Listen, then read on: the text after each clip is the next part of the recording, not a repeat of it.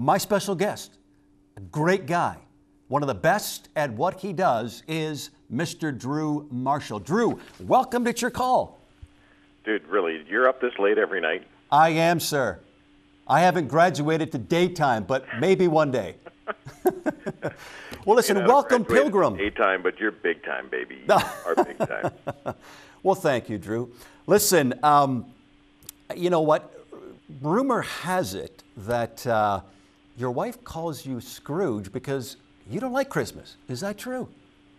Yeah, I'm not a big fan. Last year, of course, I was in Israel, and the year before, I think I was in Mexico.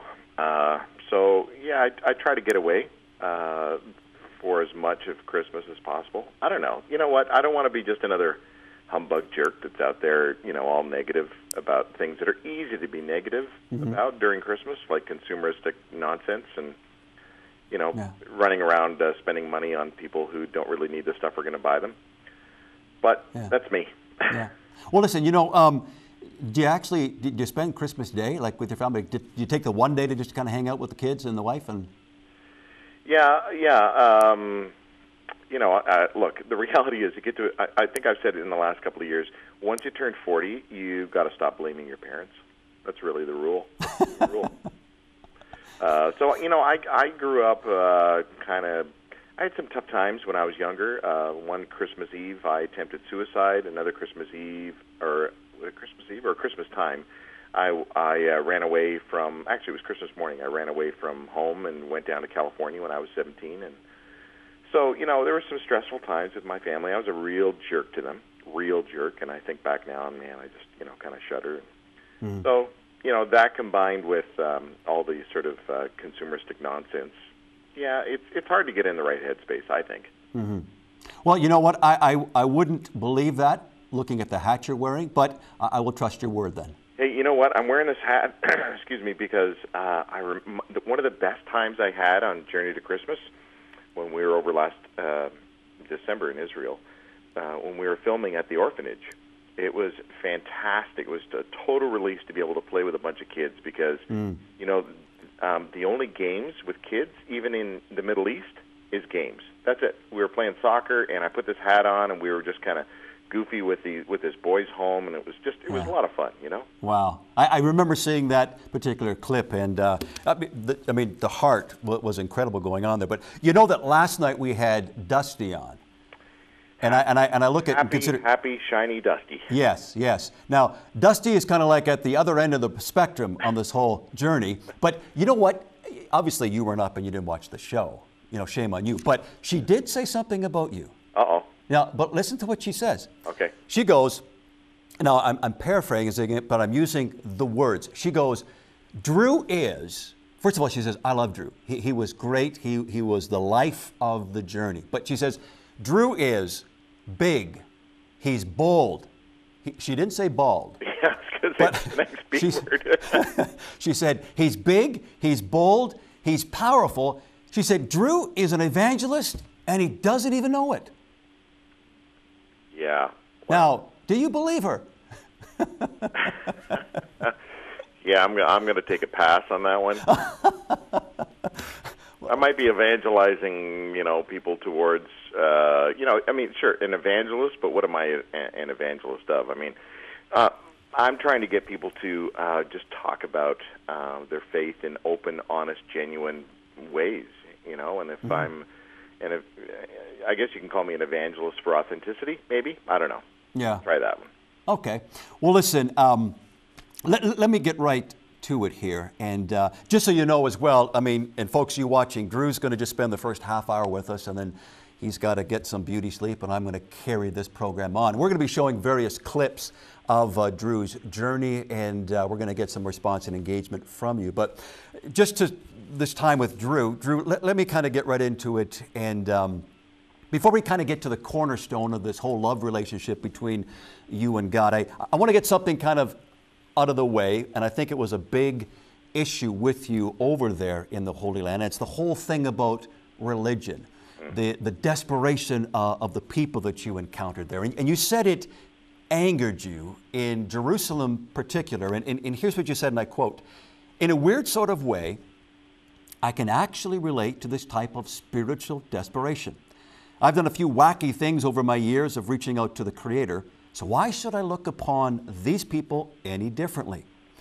Our desperate attempts, and I like this, to thin the great divide are all the same. End of quote. Now, obviously, to us Jesus followers, we believe the answer to that divide is, of course, Jesus. That's why He came. But here's my question. And just, as you are, just be brutally honest. Were you really mad in Jerusalem at the people and their vain attempts, or were you mad at God? Wow, good question. Well, I certainly wasn't mad at the people because I can only see my own desperate attempts in their desperate attempts. A little prayer note shoved in every little rock orifice you can find. I mean, I even saw one shoved, or a few shoved in under the table at the Church of the Ascension, I think it was what it was called, and Mary's Well, and of course the Wailing Wall or the Western Wall. I mean, the desperate attempts to get to God. How can you be angry at somebody for desperately trying to get to God? But it's what they're doing to get to God. I mean, they're trying to get to God through religion. And, one of the main reasons Jesus was crucified is because He said, to hell with religion. That's what got Him into trouble. I don't want to quote Bruxy Cavey too much here. But, I think it's the religious leaders that frustrate me. It's religion that angers me. It's not the people, because I am one of those people, and I have, as I've said, tried many desperate ways to get to God. And look, the reality is there's the certainty crowd, and then there's the uncertainty crowd. And the certainty crowd that I've hung out with for the last 30 years, I'm just tired of. I'm exhausted. They exhaust me. They drain me. It's like happy people in the morning. You just want to slap them. Well, do you think now?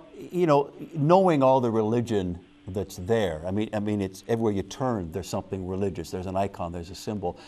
Like, did you not be able to kind of sift through that, put blinders on to that, and kind of get to the real core, the heart of why these people were doing that? No, you can't sift through religion in the Mecca of religion. I mean, you think about Jerusalem. It's this rock where coincidentally 3 monotheistic religions have all landed, and they're all jostling for power and position, claiming squatting rights over various apparently Jesus places. That's what I call them. Where apparently Jesus did this and apparently Jesus did that. And religion is everywhere. Religiosity is everywhere. I mean, I thought it was bad here in North America, especially in the States, where these guys wrap their Bible in their flags.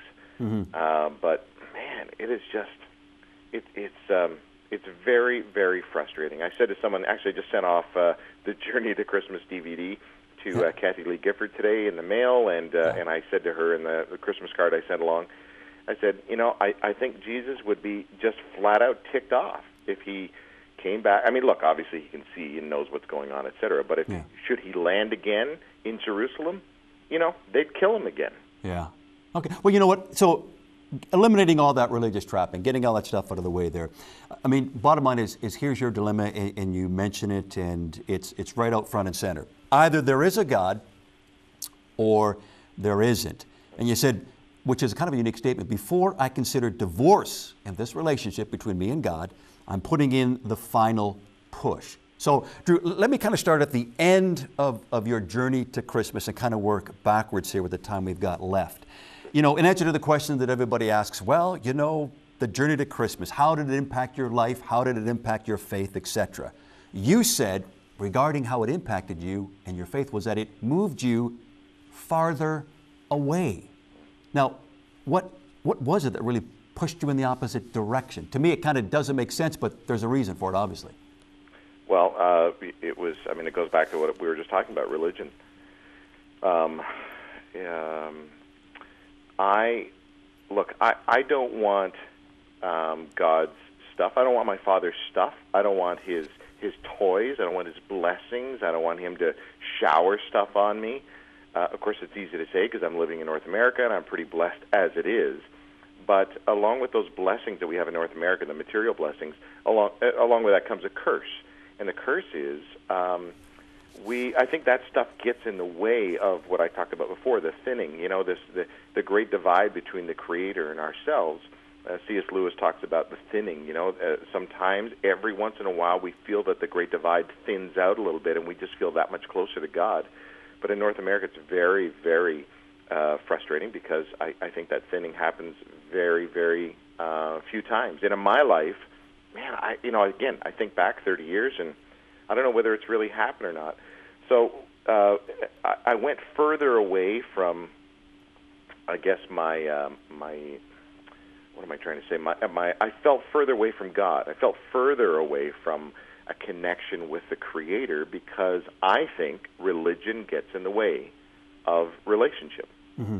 Well, it's interesting because, Dusty said the actual opposite. She said what she saw. Now, she understood the religious stuff, but she said what she saw, she said it just drew me right in closer to my Creator. Yeah, but she also said at one point, she said she was very emotional and very touched and felt very close and at the Church of the Holy Sepulchre, which, by the way, no one told me Golgotha's inside a building. I thought it was a hill, outside. But no, they built a structure over top of it. Anyway, a little aside. But when Dusty was at the Church of the Nativity in Manger Square, Bethlehem, where they built the squatting rites, or the church over where Jesus was apparently born. There, she was angry, because at that place it was supposed to be a celebration. It was supposed to be, you know what I mean? So, look, the interesting thing about the group of us, the 5 of us, we all had different reactions to different places, and it was really neat hearing different people's view. And I think that just accurately describes the world we live in right now. So many people have so many different views about God, about Christ, about religion, even about Jerusalem. Poor Jerusalem is just, in bondage, in chains. Anyway. Wow. No, interesting. Listen, Drew, I want to take a call here, so I'm going to have to put you on hold.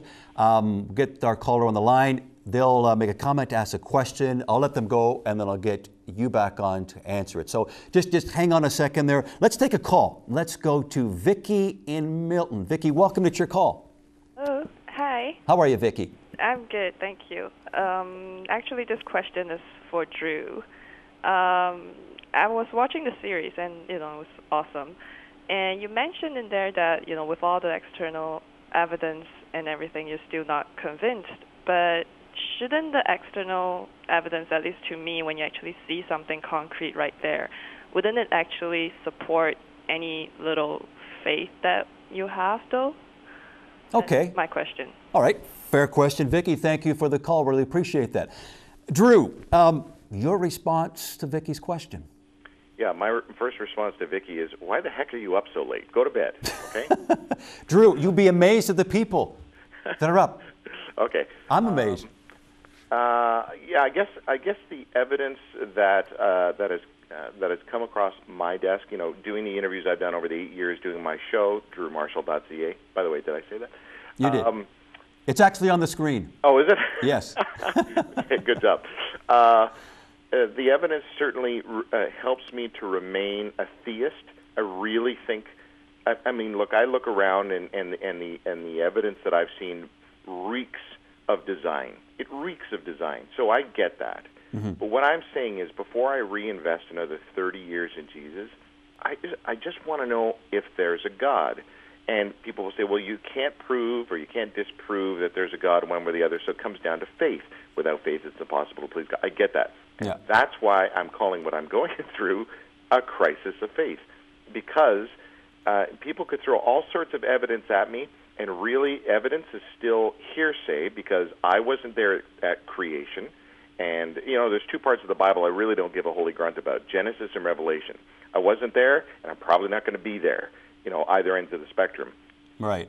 But when it comes down to stuff that's come across my desk or people I've interviewed, great minds over the years on my show, yes, I'm a theist. Yes, the world reeks of design. But to me, I'm looking for a tangible relational encounter. Cerebral, I've had enough of it. The apologetics, I could recite it left, right, and center and make Ray Comfort look like a Sunday school kid. Okay. Let me zero in just a little tighter here on the crisis of faith here we're talking about.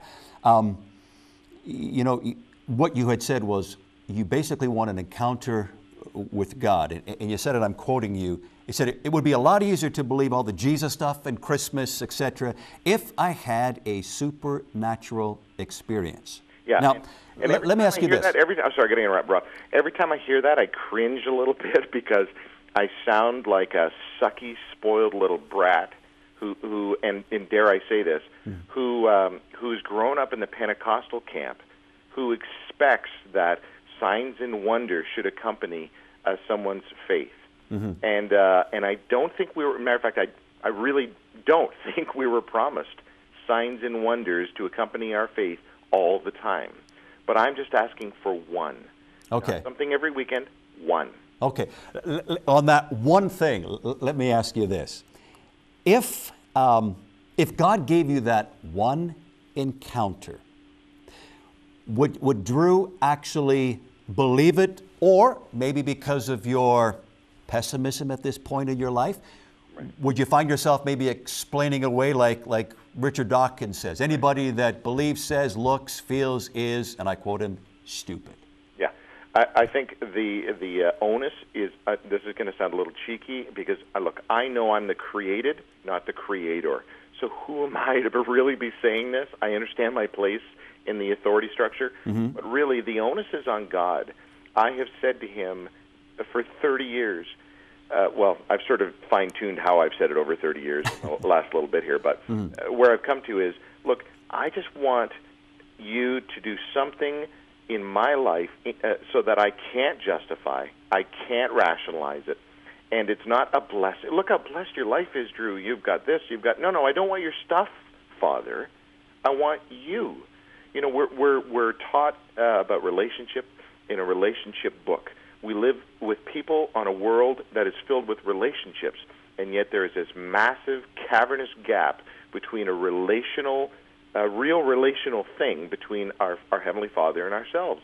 And people say, well, it's just because you're disobedient or because you pulled away from the church scene or the Jesus people or whatever. No, look, I want to know if what I believe is true, not just because it's held up by tribal conditioning. You look at any tribe around the world, and they believe what they believe because they've been tribally conditioned. But to strip away the tribal conditioning, what's left? Yeah. Goodness, we're running out of time. Listen, let me ask you this, too. You mentioned, in line with what you said, the whole idea of you want that one encounter. But you also said that... Doesn't everybody, Robert? Come on. Seriously. Yeah, I totally agree with you. But I would say, Drew, I don't want to sound, super spiritual, but I've had a couple of encounters where I know it was God. So you take my external belief, you take my internal belief in the Scriptures, and then the whole personal transformation. Like I'm in, and all the stuff that I've been doing the last year with all these different atheist people, et cetera, great people, great minds, but the point is, I can honestly say no one's ever going to not convince me that God is real, because I've had that touchy-feely thing that I'm thinking that you're looking for. But just to kind of put a caboose on this, you said something, and I was trying to think, have I ever heard this my whole life? And I haven't. And you said, you know what? From what I know, you still don't have the guts. I like that word. To give up your faith, because there's enough to tell you there's something going on. So that tells me you're still hanging in there, right? Yeah, and I know that your crowd over there would, that's what helps you exhale is, you're still hanging in, you're still there, you haven't rejected, you're not an atheist, or I don't know, whatever. But man, I just got to tell you, it's exhausting. I mean, this is not a shtick. I'm not doing this for ratings. I remember Diane Cannon, when I first came out about my crisis of faith, the actress who was married to Cary Grant, phoned me about 1:30 in the morning and said, all right, I want to know if this is real or is this for ratings? And kind of got stuck into me about this. So this is real, but the deal is, Rob, this is exhausting, man. Yeah. I am so emotionally and mentally and spiritually drained. And, hopefully I'll get to a point where I guess, a new breaking point, I don't know, but you can only hang on to Pascal's wager and Pascal's wager and Oscar's razor, I don't know, something like that, for so long. It sounds good. Well, listen, Drew, you know what? You know what? I love you as a brother. I do, and I really appreciate your honesty. I think, and I mean this sincerely, I'm not saying this, I think you're the best at what you do. And folks, if you've never heard Drew Marshall, you can hear him every Saturday on Joy 1250 AM. And Drew, it's between what times? It's between 1 and 5, and this Saturday it's our Christmas special. We've got Paul Henderson, a Canadian icon and hockey great,